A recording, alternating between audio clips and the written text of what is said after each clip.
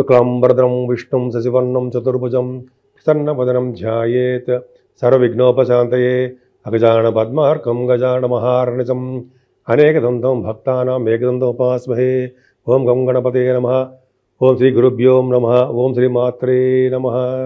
మా వీడియో చూస్తున్నటువంటి మీ అందరికీ పేరు పేరున నా హృదయపూర్వక నమస్కారాలు.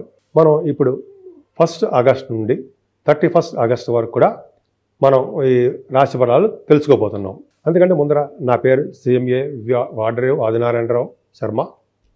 నా సెల్ నంబర్ 7075389589 7075389589. ఇప్పుడు మనం మీనరాశి వారికి 1 ఆగస్టు నుంచి 31 ఆగస్టు వరకు ఎలా ఉండిపోతుందో తెలుసుకుందాం. మీ రాశిలోనే శని ఉండడం అంత అద్భుతమైన ఫలితాలు ఇవ్వడండి. అయినా పైగా శనీశ్వరుడికి కుజదృష్టి ఉండడం అస్సలు మంచిది కాదు. అంటే మిమ్మల్ని భయపెట్టడం కాదండి, జాగ్రత్తలు సూచిస్తున్నాం. ఎందుకంటే మీ ఫేస్ సంబంధించిన ప్రాబ్లమ్స్, శారీరకంగా మానసికంగా ఇబ్బందులు పడ్డము, అనుకున్నవన్నీ పనులు జరగకపోవడం జరుగుతుంది. శనికి కుజదృష్టి వలన కొద్దిగా నీటి వలన ప్రమాదాలు, పాదాలకి దెబ్బలు తగలడాలు అవకాశం ఉంది. సెకండ్ హౌస్ లార్డ్ కూడా కుజుడయ్యాడు కదా, మీకు ధనప్రాప్తి, ధనం విషయంలో కూడా మీరు చాలా ఇబ్బందులు ఫేస్ చేయడం జరుగుతుంది.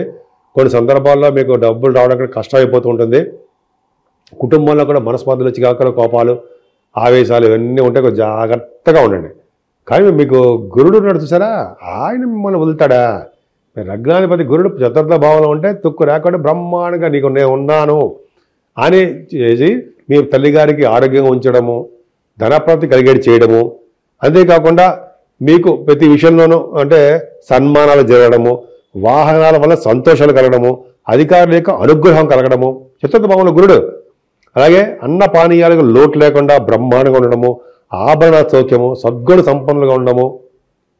చతుర్థ భావంలో శుక్రుడు కూడా సంగీత వాయిద్యాల్లో బాగా మేటి నిర్మించుకోవడం, సంగీత డైరెక్టర్స్ తల్లిగారికి అద్భుతంగా ఉండడము, చదువు విషయంలో ఆటంకాలు లేకుండా బాగా సాధించడము.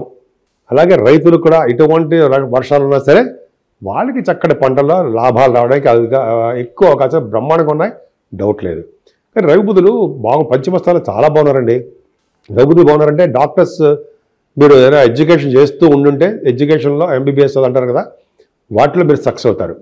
అలాగే ఫైనాన్స్ రంగంలో సక్సెస్ అవుతారు. పుత్రిక సంతాన విషయంలో మీరు బాగా విజయం సాధిస్తూ ఉంటారు. అంతేకాకుండా సినిమా రంగంలో కూడా అవకాశాలు వస్తూ ఉంటాయి మీకు. సంగీత, సాహిత్య, నృత్య కళాకారులు గాను, సినిమాల రంగంలో డైరెక్టర్స్ గాను, ప్రొడ్యూసర్స్ గాను, లేకపోతే మీకు సంబంధించిన వ్యవహారాలు ఎక్కడ ఉన్నదో బ్రహ్మాండంగా సక్సెస్ అవుతారు. రవి బుధుల కారణంగానే గవర్నమెంట్ ఐటర్స్ CA CMA వాళ్ళు సక్సెస్ అవుతారు, బాగా విజయం సాధిస్తారు. ఆ రవి బుధుల కారణం వల్ల కదండి మీరు స్టాక్ మార్కెట్లో కూడా బాగా డబ్బులు సంపాదించుకోవడము, మంత్రి అంటే పొలిటికల్ రంగంలో పదవులు ఆశించారు, పదవులు రావడము ఇవన్నీ సామాన్యం కదా. కానీ అద్భుతం తెలుసా అండి, 6వ భావంలో రవితో కలిసిన కేతువు ఏంటండి, తండ్రి గారికి ఎంత బాగుంటుంది. 6వ భావంలో రవితో కలిసిన కేతువు, 6వ భావంలో 6వ పతి ఉంటాడు తెలుసు కదండి మీకు. చాలా మంచి హర్షయోగం ఉంటాం కదా, దాన ధర్మాలు చేస్తూ ఉంటారు, పుణ్య కార్యక్రమాలు చేస్తుంటారు, సేవకాచారం ఉంటూ ఉంటారు, సంపూర్ణ ఆరోగ్యవంతులుగా ఉంటారు మీరు. అంతేకాకుండా మీకు ఇలా సంబంధించిన వ్యవహారాల విజయం సాధిస్తూ ఉంటారు. అనేక రకాలుగా మీకు ధనప్రాప్తి కలగడానికి అవకాశం ఉంటుంది. పైగా స్టాంపింగ్ అవుతుంది, విదేశాలు వెళ్తారు. 6వ భావం రాహు మీరు ప్రయత్నపూర్వకంగా సాధించడం వల్ల ధనం కలుగుతుంది, కార్యలాభాలు ఉంటాయి, సుఖ సంతోషాలతో విలాసవంతమైన జీవితం గడుపుతుంటారు. ధైర్య సిద్ధి, భూ ధన వస్తు వాహనాలు సిద్ధించడమే కాకుండా మీకు ఎక్కువగా శత్రు భయం లేకుండా, రుణ భయం లేకుండా బాగా సక్సెస్ అవుతారు. కానీ సప్తమ స్థానంలో కుజుడు నడుచురా, మంచివాడు కాదు. ముఖ్యంగా భార్యాభర్తల విషయంలో చిన్న మనస్పర్ధలు వస్తాయండి. పెళ్ళిళ్ళు సులువు అయిపోతుంటాయి. భార్య గారికి కానీ భర్త గారికి కానీ చిన్నపాటి యాక్సిడెంట్స్ అవ్వడము, నీటి ప్రమాదాలు జరగడము, బ్లడ్ కనపడము ఇవన్నీ జరగడానికి అవకాశాలు మీ జాతకంలో ఉన్నాయి. కొద్దిగా జాగ్రత్తగా ఉండండి. మిమ్మల్ని భయపడడం కాదు, జాగ్రత్తలు సూచిస్తున్నా. ఏదైనా అష్టమ స్థానానికి శని దృష్టి గురు దృష్టి ఉంది కాబట్టి మీరు ఎటువంటి చిన్న యాక్సిడెంట్స్ అయినా ప్రాణగండం మాత్రం లేదు, భయపడకూడదు, భయపడతాం అవసరం లేదు. అంతేకాకుండా సడన్ గెయిన్స్ ఎక్కువ ఉంటాయి, తాతలకు సంబంధించిన ఆస్తిపాస్తులు రావడానికి అవకాశం ఉంది. కానీ మీరు చేస్తున్న రియల్ ఎస్టేట్ రంగ వ్యాపారాల్లో నష్టాలు వస్తాయి, రైతులకు కూడా నష్టాలు ఉంటాయి. అంటే మీరు ఏ వ్యాపారాలు చేసినా ఆ వ్యాపారాల్లో నష్టాలు సంభవించడానికి పిడుగుపాట్ల వలన లేకపోతే నీటి వలన గాలి వలన అలాగే గాలి వలన వానల వలన పిడుగుపాటు వలన అగ్ని వలన మీకు ప్రమాదాలు జరగడానికి అవకాశం ఉంది. అంతేకాకుండా తీర్థయాత్ర చేస్తారు మీరు. తీర్థయాత్రలో కూడా మీకు వర్షాల వలన నీటి వలన గండం ఉంది, చిన్న అగ్ని ప్రమాదం జరగడానికి అవకాశం ఉంది. జాగ్రత్తగా మీరు గురుగారితోనే ఉండండి అంతే. మీరు చేయాల్సిందంటే గురుగారే.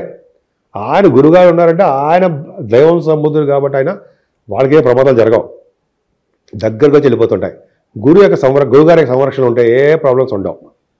అంతేకాకుండా మీరు విద్య రీత్యా విదేశాలు వెళ్తారండి, అక్కడ కూడా మీరు ప్రమాదాలు జరగడము, మీరు విదేశాలు వెళ్తున్నప్పుడు కొద్ది చిన్న చిన్న బండి స్లో అవడము, చిన్న చిన్న ఆటంకాలు ఏర్పడడం జరుగుతుంది. కొంచెం జాగ్రత్తగా ఉండండి. ఏదేమైనా మీ నాన్నగారికి కూడా భాగ్యాధిపతి నాన్నగారు కూడా అవుతాడు కాబట్టి, నాన్నగారికి కూడా గురుదృష్టి శని దృష్టి ఉంది కాబట్టి నాన్నగారికి కూడా అంత అద్భుతంగా పంచి ఫలితాలు ఉండవు. కానీ మీరు చేస్తున్నటువంటి ఉద్యోగాలు అంటారా కింగ్ అంటే జనరల్గా మీకు ఎప్పుడు భయపడరు.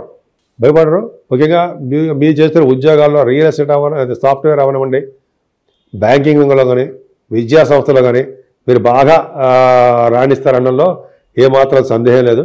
పైగా గురు ప్రభావం వలన మీరు ఒక పురాణికి కానీ లేకపోతే న్యాయాధికారిగా కానీ బాగుంటారు. అలాగే మీరు వేద శాస్త్రాల్లోనూ బాగా డెవలప్మెంట్ అవ్వడము, ఆగమ శాస్త్రంలో బాగా డబ్బులు సంపాదించుకోవడము, గురు ప్రభావం వల్ల దేవాలయాలకి అర్చకత్వం వహించడము, దేవాలయాలకి అధికారిగా ఉండడము, ఇవన్నీ మీకు జరగబోతున్నాయండి. గురు ప్రభావం మీరు ఎక్కడ ఉండండి, ఏ జాబ్ చేయండి, ఆ జాబ్లో సంరక్షణ ఉంటుంది, లాభాలు కూడా అదేవిధంగా ఉంటాయి. కానీ మీకు రాహు ప్రభావం వల్ల మీకు దోషం. 12వ భావం రాహు ఎట్టి పరిస్థితుల్లో మంచివాడు కాదు. అంటే దూర బంధువులు మరణ వార్తో లేకపోతే చిన్న చిన్న ఇబ్బంది కలగడము జరగడము, అలాగే 12వ భావంలో రాహు ఉండడం వల్ల మనస్తాపము, అపజయాలు, తలచని కార్యాలు నెరవేరలేకపోవడము, నిగ్రహశక్తి లేకుండా ఉండడము, మనస్తాపము, కుటుంబంలో పీడ, బంధుమిత్రులు అంతా కలహాలు, చిన్న ఇబ్బందులు ఉంటాయి. కానీ గురుడు చూస్తున్నాడు రాహువుని, వలన చక్కగా మీకు ఇబ్బంది పడాల్సిన అవసరం లేదు. ఏదేమైనా అమ్మవారిని పూజ చేయాలని మీరు శనీశ్వరుడు పూజించాలి. అలాగే కుజుడు సుబ్రహ్మణ్యేశ్వరుని పూజించడం వల్ల, సూర్య భగవాన్ని పూజించడం వల్ల చక్కటి ఫలితాలు దొక్కుతాయి.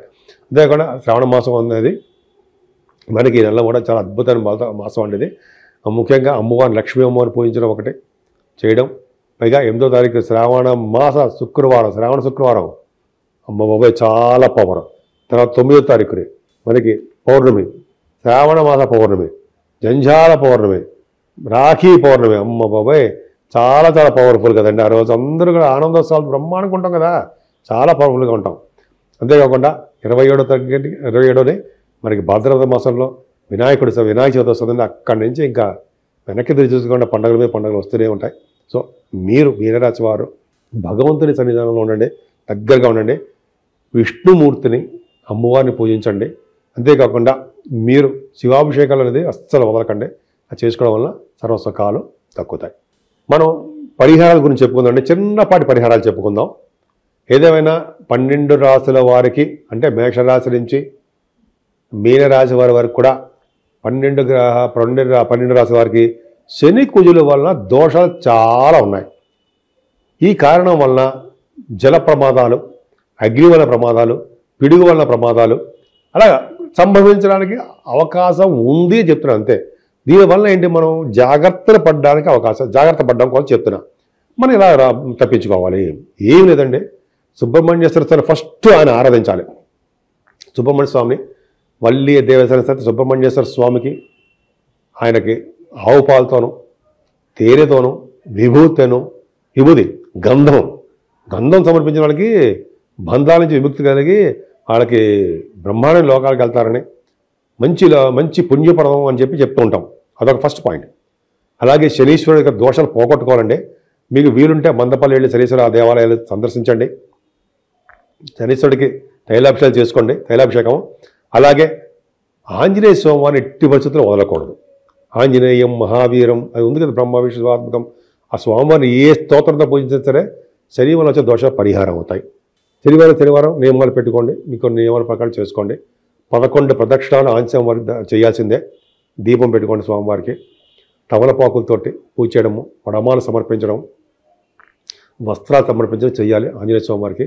అలాగే అఖండ దీపారాధన వెంకటేశ్వరం గుళ్ళో ధ్వజస్తంభం దగ్గర చిన్న ఉంటుంది మూకుడు, అంటే చిన్న ఒక ఒత్తి వేస్తాం, నిండా నూనె పోస్తాం, నువ్వుల నూనె చేసి మనం దీపారాధన చేయడం వల్ల పుణ్యం లభిస్తుంది, శనీశ్వరుని దోషం పోతుంది. శివాభిషేకాలు చేసుకునే వాళ్ళకి అంటే అమావాస్య పొందరం వచ్చి చతుర్దశి పూట శివాభిషేకాలు చేసుకునే వారికి అత్యంత అద్భుత ఫలితాలు ఉంటాయి. ఇవన్నీ పక్క పెడితే ఈ కలియుగంలో గౌరీ, దుర్గా అమ్మవారు, నవచండిక వీళ్ళని పూజించడము, అలాగే గణపతి ఆరాధన 27వ తారీఖు నుంచి మనకి గణపతి వస్తున్నాడు కాబట్టి విజయ చవితి ఎప్పుడు కూడా వినాయకుడు పూజించడం కలియుగంలో చేయాల్సిందే. వీళ్ళకి పూజలు చేయాలి.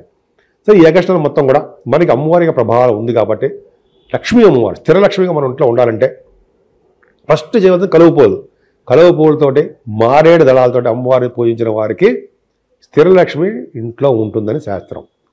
అంతేకాకుండా మనకి ఈరోజు ఇందాక ప్రతిసారి చెప్తున్నట్టుగానే 8వ తారీఖుని శ్రావణ మాస శుక్రవారము, అలాగే మంగళవారాలు గౌరీదేవి తల్లి మంగళగౌరి శ్రావణ మాసం ఆవిడ పూజించడం వల్ల, అమ్మవారిని పూజించడం వల్ల చక్కటి శుభఫలితాలు కలుగుతాయి. అంతేకాకుండా పౌర్ణమి పూట మంచి పనులు చేయాలండి.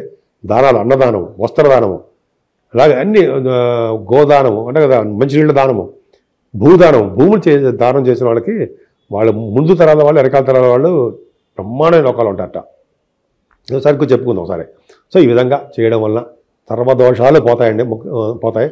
ఎప్పుడైతే సరే శివుడిని ఆశ్రయించాలని మనం శివుడి యొక్క జపాలు కదండి, శివుడి యొక్క పూజలు, అభిషేకాలు, గంధం సమర్పించడం వల్ల మనకి ఎటువంటి దోషాలు ఉన్నా అన్నీ పోతాయి.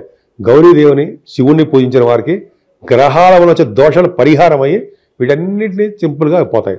అంతేకాకుండా బలమైన మీకు దశ జరుగుతున్నప్పుడు మెయిన్ జాతకంలో, అంతేకాకుండా ఒక శుభగ్రహాల యొక్క దృష్టి కుశలమే ఉన్నప్పుడు ఈ యొక్క వాళ్ళు చేసే చెడు ఫలితాలు చాలా మంది తగ్గుముఖం పట్టి మంచి జరుగుతుంది. కాబట్టి ఈ 12 రాశుల వారికి ఈ శ్రావణ మాసం, ఈ ఆగస్టులో మొత్తం కూడా పండగలు కదా, సుఖ సంతోషాలతో ఉండాలని మీరందరూ కూడా, అలాగే ఆరోగ్యాలతో వెలసిల్లాలని, మీరు అనుకున్న పనులన్నీ చక్కగా నెరవేర్చుకుంటూ ఎప్పుడూ ఆనందోత్సవాలతో కోరికలు, మంచి కోరికలు నెరవేరాలని, సంపూర్ణ ఆరోగ్యవంతులుగా ఉండాలని, దీర్ఘాయుష్మంతులుగా ఉండాలని మనస్ఫూర్తిగా కోరుకుంటున్నాను.